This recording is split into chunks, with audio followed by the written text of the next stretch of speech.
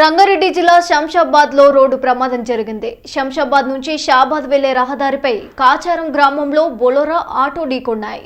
ఈ ప్రమాదంలో ఓ మహిళకు తీవ్ర గాయాలయ్యాయి. దీంతో స్థానికులు హుటాహుటిన ఆమెను చికిత్స నిమిత్తం ఆసుపత్రికి తరలించారు. సమాచారం అందుకున్న పోలీసులు ఘటనా స్థలానికి చేరుకుని పరిశీలించారు. ఘటనపై కేసు నమోదు చేసుకుని దర్యాప్తు చేపట్టారు.